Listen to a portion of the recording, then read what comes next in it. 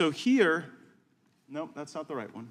Yeah, here we go. Right there, it says, the government has reported additional significant violations of the querying standard, including several relating to the January 6, 2021 breach of the Capitol. So I guess the question, Director Wray, is did you not know when you were answering these questions that the FBI was engaging in these illegal searches, or did you perjure yourself to Senator Lee?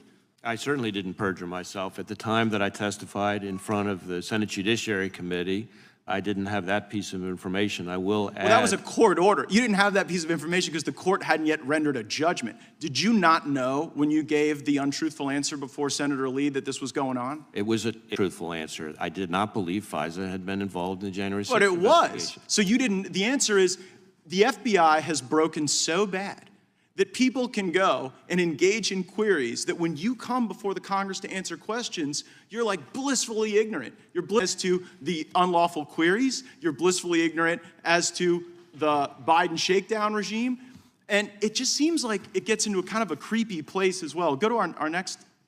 Yes, I want to thank the chairman for yielding that move to strike the last word. This is a really important discussion, and it's one that's long overdue. I got to Congress, Mr. Gates and I came in together in the same class. We've been here, we're on our 4th term. We have filed term limits bills ever since we got here. I think, if my memory is correct, I think the first bill that I sponsored or co-sponsored was a term limits bill. We have never had a hearing, so far as I know, in the modern era on the subject, at least not so long as I've been involved, and so this is a day that's a long time coming. It's an important conversation. Some important points have been made here. The FBI didn't just censor the Hunter Biden laptop story, they actively pressured social media companies to remove conservative opinions on COVID lockdowns, vaccine mandates, election integrity in 2020. Biden's failed economy. Mike Johnson called out Christopher Wray directly and demanded answers. What did Wray do? Dodge the questions. It's clear the FBI is protecting Biden's corruption while coming after everyday Americans. And I appreciate Mr. Nell's amendment that in his mind the best case scenario, for at least for the House, would be 6 terms as opposed to 3 as the current bill stands. I have to confess I'm not exactly sure what the magic number is, but I do believe the principle is the right one. And I think this is a healthy debate. I'm under no illusion, like Mr. Gates said, that this is going to pass and become law anytime soon, but I think it's something we need to talk about and duly consider, and here's why. Because we all know that we're living in unprecedented times. We're only 247 years into this grand experiment in self-governance, and as a constitutional law attorney, I spent my career there before I came to Congress, I think a lot about what the founders intended. One thing we all should agree on, what they certainly intended, was that this body, which we've become the greatest legislative body in arguably in the history of the world, that it would be composed of citizen legislators, not professional politicians, career politicians, that people in their era, in their mind, you would have people from broad walks, different walks of life, different skill sets, sets of experiences, life experiences. They would bring different levels of acumen to the table, but they would all have things to contribute, and they would come to Washington and serve for a period of years, and then they would go back to their real life. They would go back to the blacksmith shop or the farm or the law practice or whatever. That has become an idea of the past, and I think it's hurt the institution.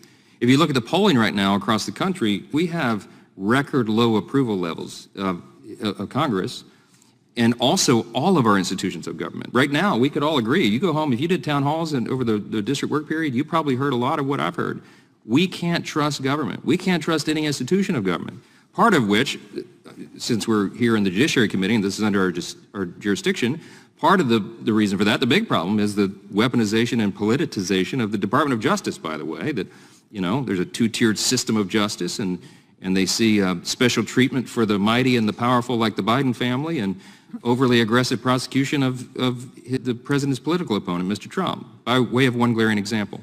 We're having a hearing simultaneously on oversight about the staggering level of corruption and then cover-up of Hunter Biden and the Biden families profiting off their office and their family brand. All that is to say that the only way, these are desperate times, and desperate times call for desperate measures, and if we're going to restore the people's trust in the institution of Congress and in government itself, maybe the time has come for term limits. I certainly think it has. Let me read you one quick synopsis.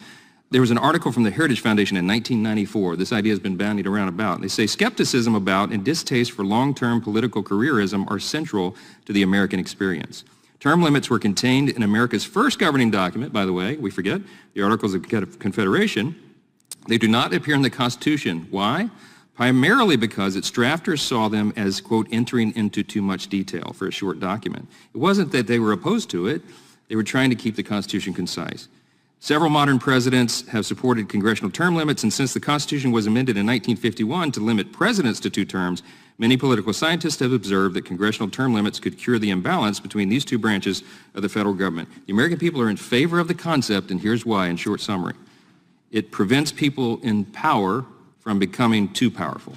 That's the beauty of our republic and representative government, a government of the people, by the people, for the people, and their duly elected representatives, and also it better reflects the will of the people, because then you do allow them to bring in new people, new ideas, fresh ideas. I also served in my state legislature. We had term limits in Louisiana, and I think it serves the body well. And you've seen a revolving group of leaders and people come in and fresh faces and new ideas, and I think that's healthy. I think it's good.